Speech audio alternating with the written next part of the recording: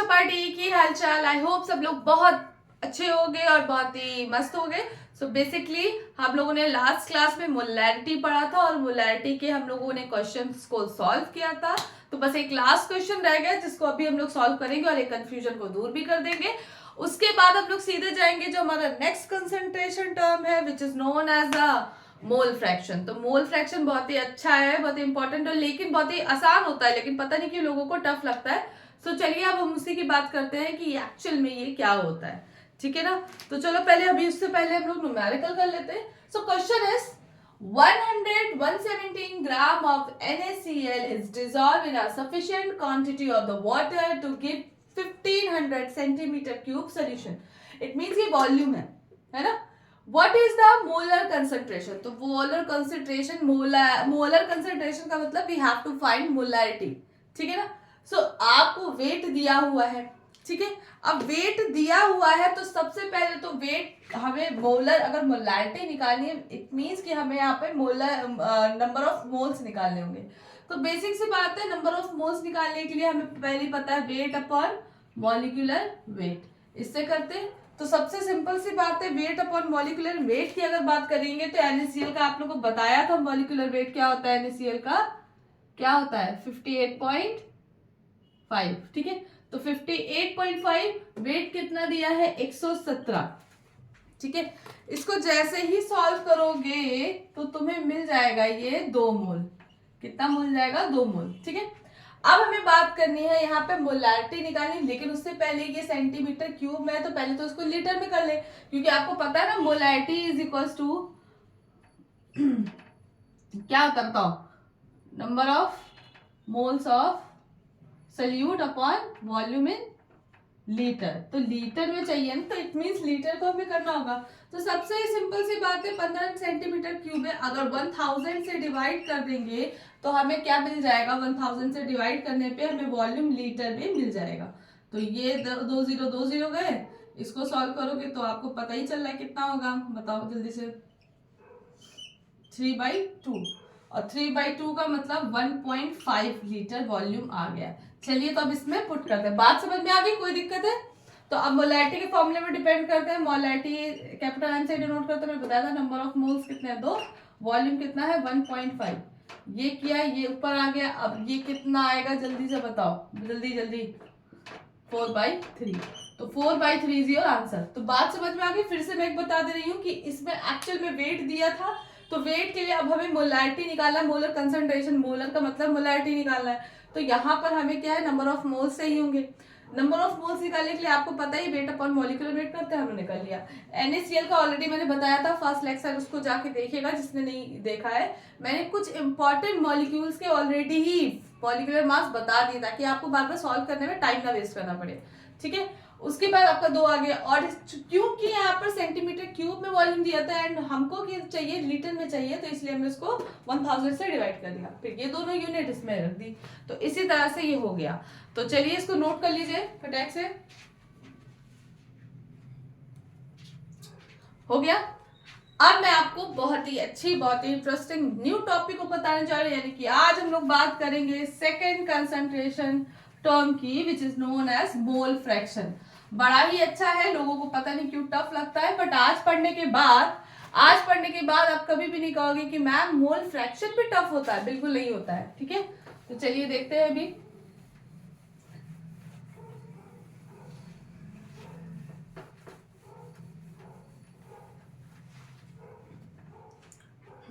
चलिए, और 10th वालों बिल्कुल परेशान ना हो, आपका जितना भी टॉपिक रह गया है वो मैं पढ़ाऊंगी। जैसे फॉर एग्जाम्पल न्यूट्रिशन बाकी था और पीरियोडिक टेबल वाला चैप्टर, तो ये जो एक आध चैप्टर है वो ऑलरेडी डिस्कस हो जाएंगे, सो डोंट वरी। ठीक है। अब मैं बात करती हूँ यहाँ पे सेकेंड टॉपिक है which is known as mole fraction. ठीक है। इनका ये वाला चैप्टर खत्म हो जाए उसके बाद 10th क्लास डोंट वरी आपकी वीडियो आएगी। ठीक है। Mole fraction. और हाँ एक चीज और है बच्चे, 11th क्लास, ये आपकी ये जो है इसके बाद सिर्फ और सिर्फ 2 वीडियो आएगी और ये चैप्टर पूरा खत्म हो जाएगा विद न्यूमेरिकल प्रैक्टिस सब कुछ करवाने के बाद। सिर्फ और सिर्फ कुल मिला के कहने का मतलब है सिर्फ 2 वीडियो और आएंगी इस लेक्चर की, ये पूरा टॉपिक जो है, ये पूरा चैप्टर जो है खत्म हो जाएगा। ठीक है। तो चलिए उसके बाद हम लोग आएंगे एटॉमिक स्ट्रक्चर पे। ठीक है। तो मोल फ्रैक्शन की बात करते हैं। अब ये मोल फ्रैक्शन क्या होता है, तो भैया सुनो, पहली चीज तो मोल फ्रैक्शन बच्चे एक ऐसा टर्म होता है जिसमें कि हम लोग सल्यूट को भी निकाल सकते हैं और इसमें हम लोग सॉल्वेंट को भी निकाल सकते हैं, मतलब कि दोनों चीज को वी हैव टू फाइंड। ठीक है, अब क्या होगा, तो इसका मतलब है दोनों के टर्म को हम लोग ले सकते हैं, लेते ही हैं। ठीक है, यानी कि अभी तक मोलैरिटी देख रहे थे तो सल्यूट की बात हो रही थी, सॉल्वेंट की तो कोई बात ही नहीं हो रही थी। लेकिन मोल फ्रैक्शन एक ऐसा टर्म होता है जहां पर हम लोग सल्यूट के भी टर्म्स को कंसीडर करते हैं और इसके साथ ही साथ सॉल्वेंट के भी टर्म को कंसीडर करते हैं। तो बेसिकली हम लोगों ने जैसे देखा एक सोल्यूशन है, सोल्यूशन अब कैसे बनेगा, कोई भी सोल्यूशन तब बनता है जब उसमें क्या हो, दो कंपोनेंट डाले जाए। पहला हमारा मान लो कंपोनेंट ए बोल दिया, ठीक है ना, और दूसरा हमारा कंपोनेंट बी, ठीक है, हमने डाला। अब बेसिकली हमने बता दिया कि जो कंपोनेंट ए है वो तुम्हारा क्या है, सोल्यूट, क्या है, सोल्यूट, ठीक है, जिसको हिंदी में विलय बोलते हैं। और जो हमारा कंपोनेंट बी है उसको सॉल्वेंट कंसीडर कर लिया, जो कि हमारा विलायक होता है। ठीक है ना, विलय और विलायक। अब ये दोनों बनाकर सोल्यूशन बनाएंगे और जैसे अब इसके मोल्स की बात करेंगे तो इसके मोल्स Na कंसीडर कर दिए, इसके मोल्स हमने Nb कंसीडर कर दिए। सो सिंपल सी बात है, अगर आपको मॉलिक्यूलर नंबर ऑफ मोल्स निकालना है तो नंबर ऑफ मोल निकालने के लिए अभी तक हम लोग करते आए कि अगर Na का निकालना है तो we have to find weight of A upon molecular weight. ठीक है ना, मॉलिक्यूलर मास या मॉलिक्यूलर मास ऑफ Nb निकालना है तो weight of B upon molecular mass of B। ठीक है ना, तो इस तरह से होता है, यानी कि Nb लिख दो, Nb लिख दो, जो भी लिख दो इसका, ठीक है ना, Nb। इस तरह से मॉलिक्यूलर मास हम लोग नंबर ऑफ मोल्स निकालते हैं। अब यहाँ पर बात करते हैं कि मोल फ्रैक्शन अगर हमें निकालना है तो क्या होगा, तो मोल फ्रैक्शन को हम लोग काई भी कहते हैं या फिर इसको एक्स बोल दो। एक्स ए का अगर हमने निकाला तो इट मींस हमको नंबर ऑफ मोल्स ऑफ ए चाहिए होंगे upon total number of moles of the solution, मुझे ये चाहिए होगा टोटल नंबर ऑफ मोल्स। फिर अगर हमें बी का चाहिए होगा सिमिलरली ऐसे करेंगे, total number of moles of B upon total number of moles of solution. ठीक है, बात समझ में आई कि नहीं है? अब सुनिए, अगर मैं इन दोनों के मोल फ्रैक्शन ए, भाई हमें सिंपल सी बात है, हमें सॉल्यूट चाहिए, हमें सॉल्वेंट चाहिए, तब सॉल्यूशन बनता है।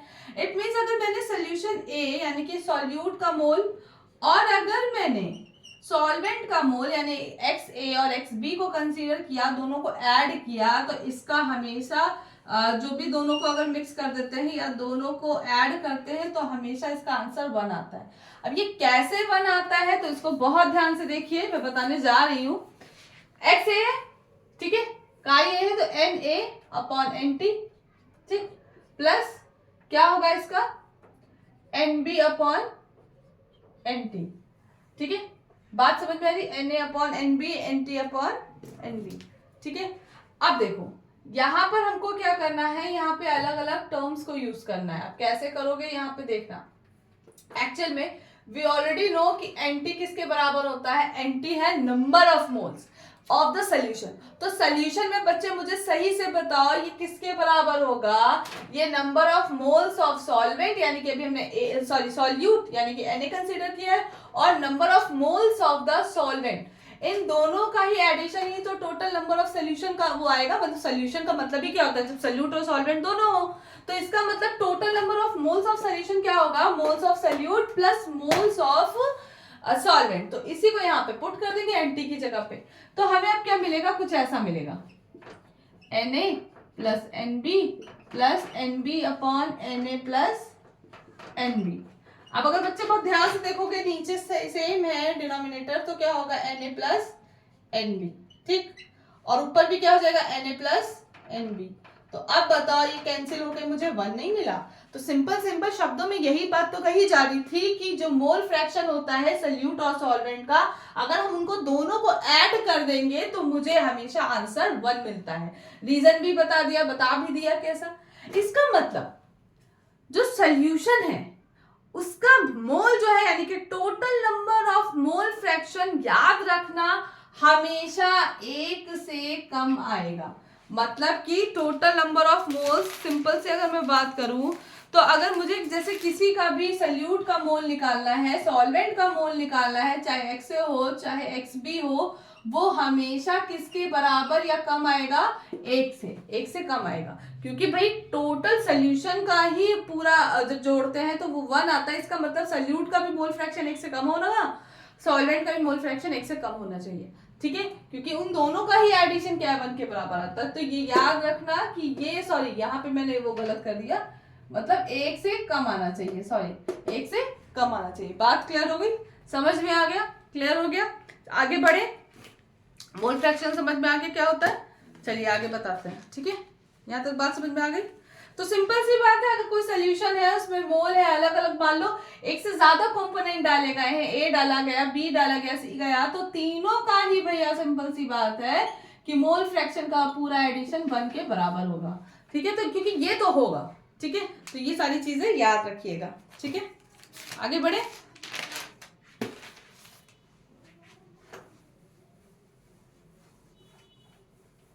और पढ़ाई वढ़ाई तुम लोग की कैसी चल रही है? सब बढ़िया बढ़िया चल रहा है? कैसा लग रहा है 11th में आके?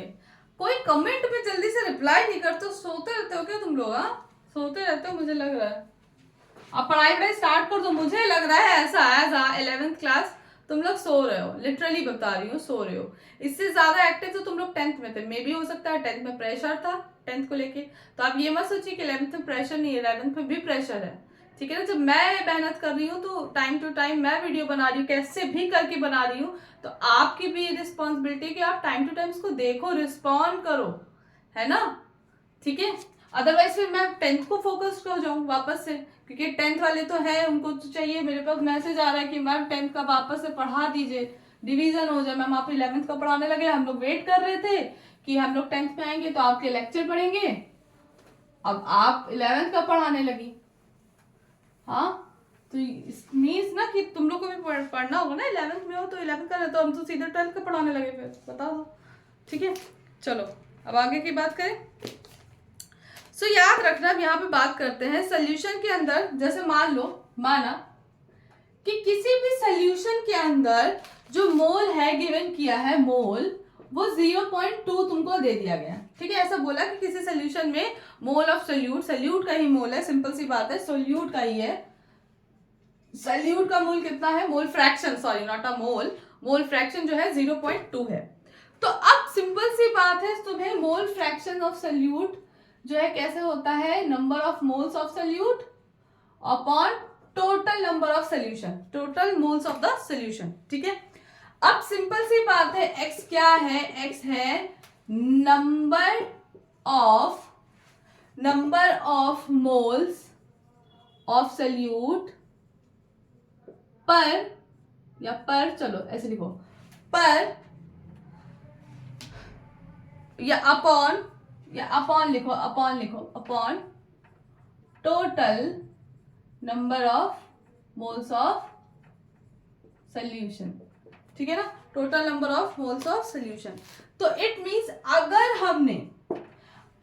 हमने सोल्यूशन में टोटल नंबर ऑफ मोल्स, यानी कि सोल्यूशन का total number of moles consider कर दिया 1, इट मींस कि mole fraction of the solute is always equal to the number of moles of the solute, ठीक है, क्योंकि ये तो 1 क्लियर हो गया है। तो ये बात समझ में आई कि if you consider is a total moles of the solution is 1, then we have to say that कि total number of solute is always equal to mole fraction of the solute, ठीक है। क्लियर? बात समझ में आ गई? Clear? अब इसका मतलब है कि तुम्हारा ये सोल्यूट है, ठीक है, और ये तुम्हारा n जो है सॉल्वेंट होता है, तो इन दोनों का ही मिलाकर तो 1 आता है। भैया तुमने अभी तो पढ़ा कि भाई सोल्यूशन में ओवरऑल जो तुम्हारा मोल फ्रैक्शन होता है वो 1 होता है। भाई अभी तो पढ़ा था हम लोगों ने कि ये A और इसका ये जो B होता है ये दोनों बराबर होता है, तो ये जो है मोल फ्रैक्शन होता किसके बराबर है? नंबर ऑफ सोल्यूट के ना। It means number of solute, sorry moles of solute और मोल्स ऑफ सॉल्वेंट दोनों को अगर जोड़ देंगे तो हमें एक ही मिलता है, जो कि यही चीज है, यानी कि मोल फ्रैक्शन। कुल मिला के सिंपल वे में बोल सकते हैं कि मोल फ्रैक्शन जो है वो इक्वल होता है नंबर ऑफ सोल्यूट के अगर मोल फ्रैक्शन ऑफ सोल्यूट का निकाले तो which is equal to mole fraction of solute is equal to number of moles of solute, mole fraction of solvent is equal to number of moles of solvent. तो वही बात तो हुई, ठीक है ना, सिंपल सी बात है। सोल्यूशन तो दो चीजों से बनता है ना, सोल्यूट और सॉल्वेंट। बात क्लियर हो गई, समझ में आ गया। तो अब चलो यहाँ पे बात करते हैं, तभी तो टोटल एक आएगा, ठीक है। अब बात करते हैं कि भैया डेफिनेशन क्या है, तो सुन लो, डेफिनेशन भी जानना जरूरी है। तो यहाँ लिख दे रहे हैं, यहाँ लिख दो मोल फ्रैक्शन। अच्छा, स्मार्ट बोर्ड की बड़ी मजेदार बात होती है, ऐसे लिखो खटक से आ जाता है, पूरा लिखा लिखा मजा आ जाती है ना। चलो, it is defined as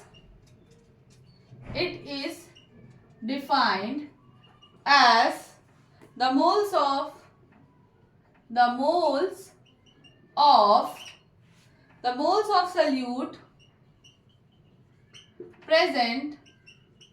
moles of solute present in 1 moles of solution। भैया यही तो डेफिनेशन निकली कि it is defined as the mole of solute present in the 1 mole of the solution.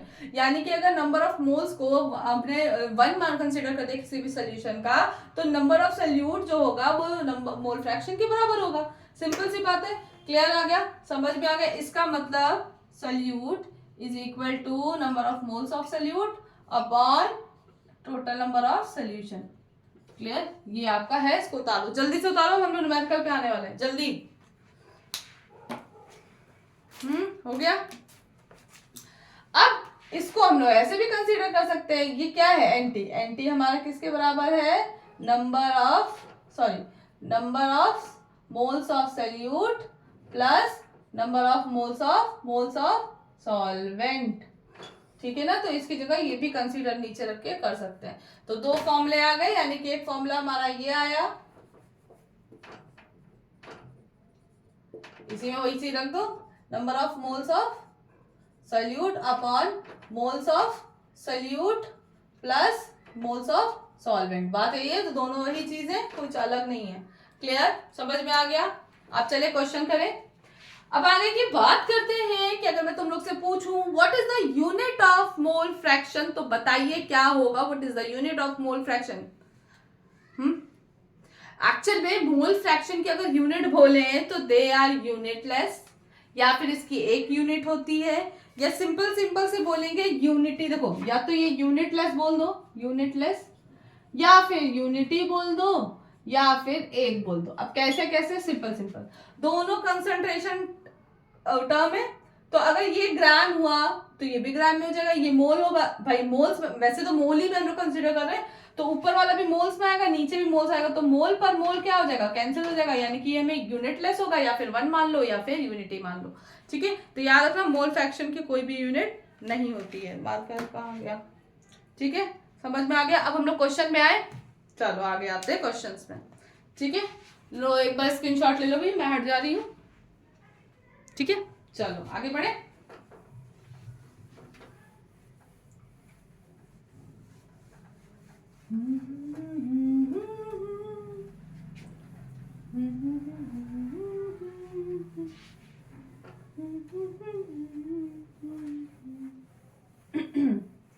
अरे चलो क्वेश्चन दे रहे हैं, ठीक है। कह रहे हो मैम गाना गा रही हैं, क्या करें, तुम लोग बोलते नहीं, हम ही को बोलना पड़ता है, गाना हम ही गा दे रहे हैं, है ना। चलो क्वेश्चन क्या है, 46 ग्राम एथेनॉल, बहुत ध्यान सुनना, बहुत ही इंपॉर्टेंट क्वेश्चन है, ठीक है। एथेनॉल इज मिक्स्ड विथ, किसके साथ मिक्स करेगा, 36 gram of water, 36 gram of water. Calculate the mole fraction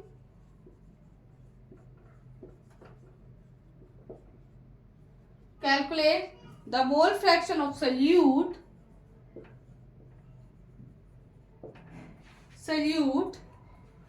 अब क्या है, इन्होंने दे दिया आपको कुछ चीजें। मॉलिक्यूलर वेट जो है किसका दे दिया है, मॉलिक्यूलर वेट आपको गिवन है एथेनॉल का, ऑलरेडी क्वेश्चन में गिवन कर दिया भैया। क्या है, C2H5OH होता है, फॉर्मूला भी दे दिया है। इसका वेट कितना है, 46 ग्राम पर मोल, ठीक है। और वाटर का तो आपने जानना ही है कि कितना होता है, 18 ग्राम पर मोल, ठीक है ना, पता भी होगा, ठीक है। अब चलो हम लोग चित्ते चित्ते क्वेश्चन पे आते हैं, ठीक है। अब होता क्या है, क्वेश्चन है 46 gram of ethanol is mixed with the 36 gram of water. आधे लोग दिमाग ये लगा देंगे भाई कैलकुलेट द मोल फ्रैक्शन, यानी कि हमको काई फाइंड करना है, एक्स फाइंड करना है, वो भी किसका फाइंड करना है, सॉल्यूट का। अब आधे लोग दिमाग क्या लगाएंगे, अरे भैया ये मैम 46 ग्राम एथेनॉल है और ये 36 है, तो पक्का ना पक्का 36 का मतलब ये कम है, तो वाटर एज अ सॉल्यूट की तरह होगा। और ये जो है 46 ग्राम जो कि बहुत बड़ी यूनिट है, तो पक्का ना पक्का मैम ये सॉल्यूट नहीं, ये सॉल्वेंट होगा। दिमाग लगा दिया, हो गया। और यही दिमाग लगाने से हो गई गड़बड़। याद रखना, मैंने तुम लोग को हाँ बताया है कि जिसकी ज्यादा क्वांटिटी होगी, जो मेजर कंपोनेंट होगा वो सॉल्वेंट होगा, जो माइनर होगा वो सॉल्यूट होगा। तो आधा दिमाग तो इसे ही लगा लो, लेकिन बच्चा दिमाग लगाओ भी तो ये देखो ना, ये ग्राम्स में है और हम लोग बात करते हैं कंसंट्रेशन टर्म्स को मोल में। तो इट मीन्स कि दोनों में से जिसका मोल ज्यादा आएगा भी हम लोग निकालेंगे, वो एज अ सॉल्वेंट की तरह यूज होगा। और दूसरी चीज, जहां पे वाटर आ गया तो याद रखना वाटर तो यूनिवर्सल सॉल्वेंट है, वो तो पक्का ना पक्का सॉल्वेंट की तरह ही यूज होगा, ठीक है ना, तो सॉल्वेंट की तरह ही यूज होगा। चलो अभी पहले के लिए चलो बात करते हैं, मोल फ्रैक्शन निकालना है। मोल फ्रैक्शन का मतलब है कि we have to find the number of moles. Moles हमें निकालने होंगे पहले ना, तभी तो सिंपल सी बात है, हमें किसका निकालना है, सॉल्यूट का निकालना है। तो चलो अभी तुम लोग को मैंने बोला ये बात कि जिसका ज्यादा नंबर ऑफ मोल्स आएगा वो तुम्हारा क्या है, एज अ सॉल्वेंट की तरह होगा, ठीक है, जिसका कम आएगा वो सॉल्यूट होगा। तो चलो देखो यही होगा। अब यहाँ पे चलो पहले हम लोग एथेनॉल का निकालते हैं, ठीक है। तो एथेनॉल का है, इसको हम लोग ए कंसीडर करते हैं, कोई दिक्कत है, एथेनॉल का ए कंसीडर करते हैं, चलो एथेनॉल ही लिख देते हैं। आधे लोग कहेंगे ना कंफ्यूज आ जाओगे। चलो वेट अपॉन मॉलिक्यूलर वेट, ठीक है। वेट कितना है, ऑलरेडी गिवन टू यू 46, और तुम्हारा मॉलिक्यूलर वेट है 46। अगर काटा तो ये कट गया और ये बना 1 मोल, ठीक। अब हम लोग दूसरा किसका निकालने वाले हैं, वाटर का। तो वाटर का क्या है, वेट कितना है 36। चलो इसका भी लिख दो भैया, वेट अपॉन मॉलिक्यूलर वेट, ठीक है। अब ये 36 है और ये 18 है, इसको काटोगे ये 2 टाइम्स में जाएगा ना, 18 2 36, तो ये 2। अब बताओ, सीधे सीधे बात नहीं मालूम चली, कौन एज अ सॉल्वेंट की तरह यूज हो रहा है, वाटर एज अ सॉल्वेंट की तरह कंसीडर हो रहा है। बात समझ में आ गई। अब हमें किसका, हमें अब तुम्हें मालूम चल गया कि मोल फ्रैक्शन हमें निकालना किसका, सॉल्यूट का। इसका मतलब मोल फ्रैक्शन हम लोग किसका निकालेंगे, ऊपर वाले का, ठीक है। तो चलो, mole fraction of ethanol is equal to number of moles of ethanol upon total number of moles of तुम्हारा जो भी सोल्यूशन है। तो सोल्यूशन यानी कि इनके मोल और इनके मोल जोड़ देंगे।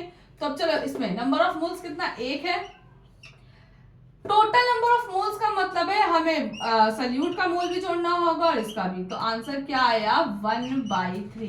इट मींस यहाँ पे जो सोल्यूट है उसका मोल फ्रैक्शन जो आंसर होगा वो 1/3 होगा। इज दिस क्लियर, बताओ, इज दिस क्लियर। कोई टफ था ये, लेकिन पता नहीं क्यों डरते हैं, कुछ भी नहीं कठिन है यहाँ पे, कुछ भी टफ नहीं है, डिफिकल्ट नहीं है, ठीक है ना। चलो हो गया, आगे बढ़े, चलो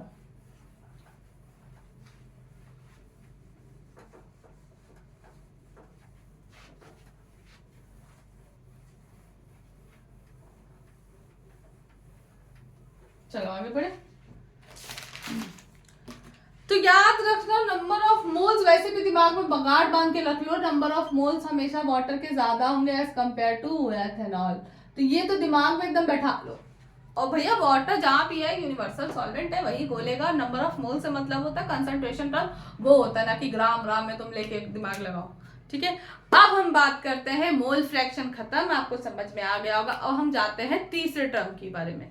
तीसरा टर्म जो है आपका, जिसको बोलते हैं वेट बाय वेट परसेंटेज। क्या बोलते हैं, वेट बाय वेट परसेंटेज। अब ये क्या होता है इसके बारे में बात करते हैं। तो याद रखिएगा, वेट बाय वेट परसेंटेज का मतलब क्या होता है, weight of solute, weight of solute upon weight of solution into 100 में परसेंटेज निकाला, इसका मतलब है ना हमें 100 से तो करना ही करना है, ठीक है। तो सिंपल सी बात है, परसेंट का मतलब ही क्या होता है, बहुत ध्यान से, पर का मतलब डिवाइडेंड में हो और कौन हो भैया तुम्हारा 100, सेंट का मतलब 100, तो इसी को ही बोलेंगे। यहाँ पे क्या है, तो सिंपल सी बात है, इसको जनरल में देखो तो ऐसे, weight of solute upon weight of solution, yes exactly, into 100, तो ये तुम्हारा पक्का पक्का फॉर्मूला बन के आ गया। तो चलो अब क्वेश्चन करते हैं फटाफट से। तो क्वेश्चन है, समझना बात को बहुत ध्यान से, क्वेश्चन है कि 4% weight by weight NaCl solution. अब ये क्या है, इस टर्म को समझो। वेट बाय वेट 4% सॉल्यूशन का मतलब है कि भैया पहली चीज तो अगर आपको कोई नहीं दिया है कैसा सॉल्यूशन है, तो आप सिंपल कंसीडर कर देना कि कंसंट्रेट एक्वस सॉल्यूशन है। एक्वस सॉल्यूशन का मतलब वाटर है इसमें, ठीक है। तो अब यहाँ पर इसका मतलब क्या होता है, 4% वेट बाय वेट का मतलब कि इफ वेट ऑफ सॉल्यूशन हमें खुद ही मानना है, जब नहीं पता दिया है तो सीधे सीधे 100 ग्राम मान लो, ठीक है। ग्राम ही बोलेंगे, मोल नहीं, क्योंकि वेट निकाले ना, ग्राम मान लो, खुद से करना है, यानी कि वेट ऑफ सॉल्यूशन 100 ग्राम्स। तो इसका मतलब देन क्या होगा, वेट ऑफ सॉल्यूट यहाँ पे क्या है तुम्हारा 4 ग्राम है। इस बात का मतलब ये निकला, बात का मतलब ये निकला कि यहाँ पर जो नीचे वाला वेट है वो सॉल्यूशन का हमने 100 ग्राम कंसीडर किया और हमें क्या मिला, 4% मिला। बिल्कुल यही मिलेगा, देखो कैसे, नीचे 100 ग्राम कंसीडर किया, ये तुम्हारा 100 है, 100 बाय 100 कटा, यहाँ पे कितना 4 तो बचा ही क्या, 4 ही तो बचा, तो यही तो मतलब है 4%, ठीक है। तो अभी के लिए बात के लिए इतना समझ में आ गया, यानी कि आपको खुद से कंसीडर करना है 100 ग्राम या फिर 1 ग्राम, ठीक है। अब आप माने या तो 1 माने या तो 100 माने, ठीक है। तो मतलब परसेंट वाले टर्म में आपको डिनोमिनेटर में खुद ही 100 मानना, आपको क्वेश्चन में नहीं दिया रहेगा, सबसे आसान तरीका है। अगर परसेंट में नहीं दिया है तो 1 मानना, यानी कि अगर परसेंट में दिया है तो 100 मान लेना, अगर परसेंट में नहीं दिया है तो 1 मान के काम चलाना है हमको, ठीक है। आगे बढ़े, बहुत ही आसान है, बहुत ही आसान है, ठीक है।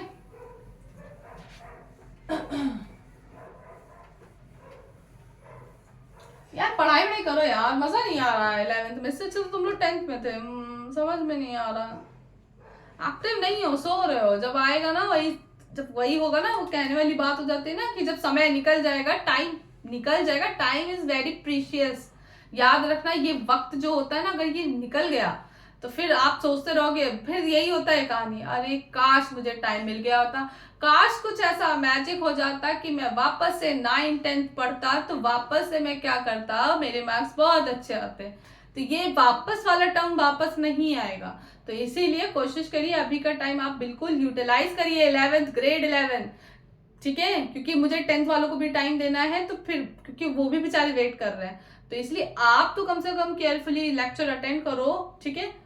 ओके, ऑनलाइन, हाँ ऑनलाइन वीडियो आएगी, डोंट वरी, ऑनलाइन हम लोग बात करेंगे, जो भी कंफ्यूजन होगा, जो भी प्रॉब्लम होंगी, वी विल डिस्कस, ठीक है ना। तो डोंट वरी, ऑनलाइन आएगा, डोंट वरी, हम स्पेसिफिक डेट नहीं बता रहे, बस ऑनलाइन आएगा, ये तुम लोगों को एज अ हिंट मैं बता दे रही हूँ, ठीक है। बस टाइम का प्रॉब्लम हो जाता है ना, यही प्रॉब्लम है। चलो आगे की बात करते हैं। अब दूसरा क्वेश्चन, अगर मैंने बात किया 7% वेट बाई वेट, ठीक है, शुगर को हमने लिया, तो इसका मतलब क्या हुआ, सीधे सीधे बता दो, ठीक है ना। शुगर इन एक्वस, एक्वस का मतलब ये वाटर में है, तो सिंपल सी बात है, यहां पर क्या लेंगे, let us consider weight of solution. Weight of solution कितना लेंगे हम लोग, 100 ग्राम, ठीक है ना। वेट ऑफ सोल्यूशन हम लोग कितना लेंगे, 100 ग्राम, और तुम्हारा क्या है, वेट ऑफ सोल्यूट कितना आ गया बच्चे, 7। तो इसका मतलब वेट ऑफ सॉल्वेंट कितना आएगा भैया, बताओ, बहुत ही आसान है। वेट ऑफ सॉल्वेंट कितना आएगा, अरे 100 में से वो पूरा सोल्यूशन है, इसमें से माइनस कर दो, कितना आएगा, बताओ बताओ बताओ जल्दी, 93 ग्राम। तो बताओ क्या निकाल नहीं सकते, बहुत ही आसान है, ठीक है ना। नेक्स्ट क्वेश्चन करते हैं, 16% acetic acid an aqueous, acetic acid है। अब इसको क्या करोगे, let us consider weight of solution कितना होगा, 100 ग्राम्स, एसिटिक एसिड यानी कि वेट ऑफ सोल्यूट कितना होगा भैया बताओ, 16 ठीक है, ग्राम। तो अब वेट ऑफ सॉल्वेंट कितना हो गया, सिंपल सी बात है, 100 में से 16 माइनस करोगे कितना आ जाएगा, 84 ग्राम्स। बताओ कोई दिक्कत, किसी तरह की कोई समस्या है? नहीं है। चलो आगे बढ़े, आगे बढ़े, ठीक है, आगे बढ़ते हैं। तो अब चलो यहाँ पर डेफिनेशन तो लिख लो, what is the mass percent, बता तो दिया। अब सुनो, सो मास परसेंट, रुको दूसरे मार्कर से यूज कर ले। So basically mass percent is defined as, अब ये क्या है, it is defined as the mass of solute, the mass of solute. अब किसमें क्या है, in 100 gram of solution, in 100 gram of solution. तो भैया यही तो निकाला हम लोग ने, 100 ग्राम सोल्यूशन में ही तो हम लोग बता रहे हैं कि मास ऑफ सोल्यूट क्या है, ठीक है ना। तो defined as the mass of solute in 100 gram of solution, क्योंकि हम लोग तो खुद ही कंसीडर कर रहे हैं ना 100 ग्राम सोल्यूशन। तो ये छोटी छोटी बातें थी। अब एक लास्ट क्वेश्चन करते हैं, फिर ये लेक्चर जो है बाइंड अप करते हैं, क्योंकि आप 2 लेक्चर सिर्फ बचे हैं, उसके बाद ये पूरा का पूरा चैप्टर जो है आपका खत्म हो जाएगा। अच्छा नेक्स्ट क्वेश्चन थोड़ा सा दिमाग लगाने वाला है, इसको ले लीजिए, मैं हट जा रही हूँ, स्क्रीनशॉट ले लीजिए, ठीक है।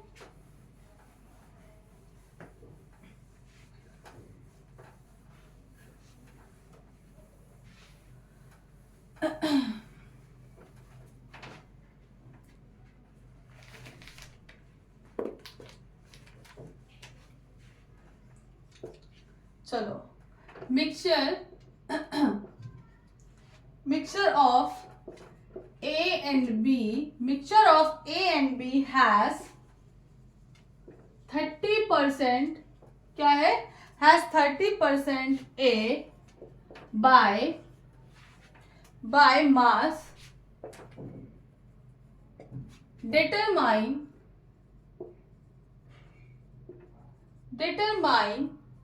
mole fraction of A, ठीक है। इन्होंने बोला determine the mole fraction of A in the mixture.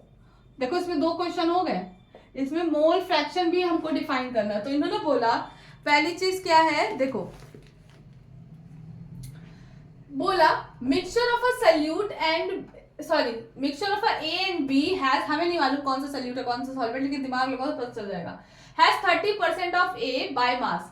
30% है, यानी कि 100% सोल्यूशन में सिर्फ 30% है। 30% ये है, इसका मतलब बाकी के तुम्हारे क्या है, बाकी के जो 70% है वो तुम्हारे सॉल्वेंट का ही तो है, दिमाग लगाओ ना। तो 30% यानी कि A एज अ कंसीडर कर लो, सोल्यूट ही है, ठीक है। Determine the mole fraction. तो चलो यहाँ पे करते हैं। अब इन्होंने क्वेश्चन में ऑलरेडी गिवन किया है कुछ के मॉलिक्यूलर वेट जो है A का इन्होंने दे दिया है 210 ग्राम, ठीक है। और मॉलिक्यूलर वेट ऑफ B जो है उन्होंने कितना दिया है, 60, ठीक। तो सिंपल सी बात है, अब क्या होगा, ए हम ऐसा सॉल्यूट कंसीडर कर लिया है, क्योंकि आंसर मतलब आपको पता चल गया कि 30% है पूरे 100% सोल्यूशन में, ठीक है। सो अब इसमें क्या है, हमको इसका निकालना है वेट। तो अब हम कैसे करेंगे, सिंपल सी बात है, ये तुम्हारा क्या है, 30 है, ठीक, 30 ग्राम ऑलरेडी है। सोल्यूशन कैसा है हमारा 100, तो सॉल्वेंट कितना हो जाएगा, बी ऑलरेडी मालूम चल गया, 100 में से 30 माइनस करेंगे कितना आएगा, 70 ग्राम। बताओ समझ में आ गया। तो क्या मोल फ्रैक्शन ऑफ ए नहीं निकाल पाएंगे, बिल्कुल निकालेंगे ना। Mole fraction of A is equal to number of moles of A upon total number of, यानी कि ए बी दोनों के मोल्स निकाल लेंगे तो बिल्कुल निकल जाएंगे, क्योंकि ये हमें वेट मिल गया, ये हमें बी का वेट मिला, सॉल्वेंट क्या है, बी है, ठीक है, सॉरी वेट, और ये हमारे पास वेट किसका है, सॉल्यूट का। तो नंबर ऑफ मोल्स निकालेंगे, फिर इसमें पुट कर देंगे। तो number of moles of A is equals to weight upon A upon molecular mass. कितना वेट निकाला अभी हम लोगों ने, 30, मॉलिक्यूलर मास कितना है, 210, कटा ये आया, कितना आया, 1/7 आया, ठीक है। अब NB कैसे निकालोगे, weight upon B upon molecular mass. कितना है वेट, 70 आया, मॉलिक्यूलर मास कितना है, 60, कटा पिटा 7/6, ठीक है। अब क्या इसमें रख नहीं पाएंगे, लो मार्कर चेंज कर दे, एक ही जैसा लग रहा होगा। चलो तो निकालते हैं। नंबर ऑफ मोल्स कितना ए का आया है, 1/7, टोटल नंबर यानी कि उसका मोल और उसका मोल दोनों रखेंगे, तो 1/7 प्लस बी का कितना आया, 7/6, ये आपका आंसर। इसको सॉल्व करते हैं, चलिए देखिए क्या आएगा।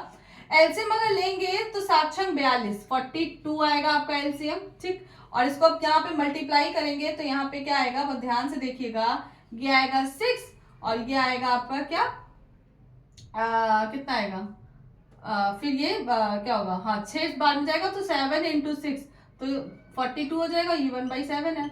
अब इसको देखोगे तो 1/7 इंटू स्प्लिट हो जाएगा और नीचे 55 आएगा।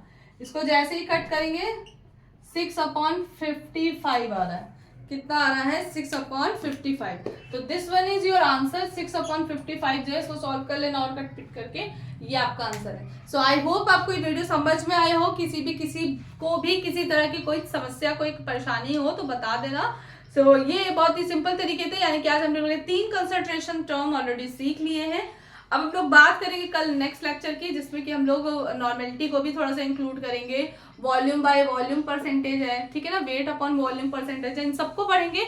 इट मीन्स इस चैप्टर को लेके हमारे सिर्फ और सिर्फ 2 वीडियो आएंगे, उसके बाद with the practice with the numerical सारा ही कंप्लीट हो जाएगा विद इन 2 days, ठीक है ना। सो बिल्कुल आपका ये तुम्हारा जो है बच्चे खत्म हो जाएगा, ठीक है। अब नेक्स्ट वीक से यानी कि नेक्स्ट मंडे से जो है हम लोग न्यू चैप्टर को कंसीडर करेंगे। बट न्यू चैप्टर तभी चलेगा जब तुम लोग मुझे अटेंटिव दिखोगे, otherwise 6th class 10th class wait कर रहा है, ठीक है ना। तो पहले मुझे तुम लोग का रिस्पॉन्स चाहिए, ठीक है ना। तो चलो okay, take care, bye bye, good night, क्योंकि डिनर का टाइम ऑलरेडी हो चुका है। ओके बाय बाय, ठीक है।